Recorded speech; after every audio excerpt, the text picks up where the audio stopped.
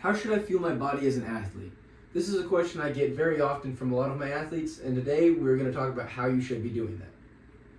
How much should you be eating? As an athlete, you will generally require a higher calorie consumption rate than someone who's not playing sports because you're always moving, whether that's practice, games, or just training for your sport in general. You're always going to be burning more calories than someone who's maybe not playing a sport. Now, for numbers, we have two different numbers here for male and female. For males, take 16 to 18 calories per 1 pound of body weight. And for example, here we have a 200-pound baseball player. 200 times 17 gives him 3,400 calories. Now, for females, 14 to 16, generally you're going to burn a little less calories, so you don't need quite as much, and that's just more of a body weight thing.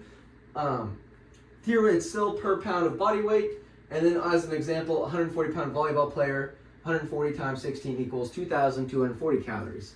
So now, what do these calories look like? That is what we'll be talking about next.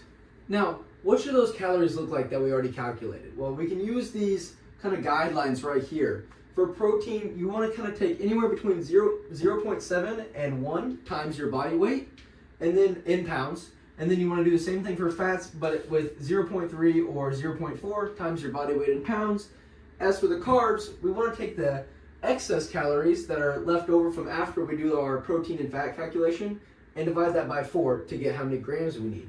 And as an example over here, we use that same 200-pound baseball player and times 17 for the calories, and we got 3,400 calories. And this is the breakdown.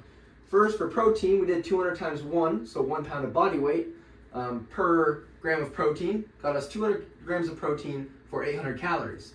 Then for fats, we did 0.4, kind of on the higher end, got 80 grams of fats, what equaled out to 720 calories. Then what we have to do is add those calories together. 1520 is what we got right there, 1520. Subtract from our original number, minus the calories between proteins and fats, and then we get our excess number for carbohydrates, 1880. Then, to get how many grams of carbohydrates we need, we take 1880, or our excess amount of calories, divide that by 4, and we get 470 grams. This is how you should figure out what the macros should look like on the calorie intake per day.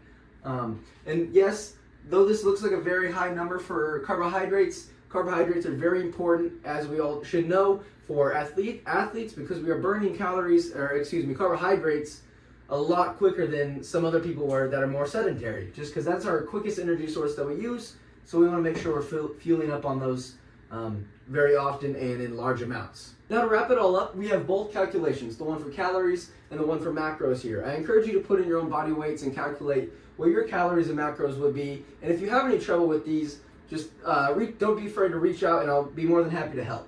And then the main takeaway from this video, whether it's with nutrition or training, is that consistency is going to beat perfection every single time. And with that being said, keep training hard, and thank you for watching.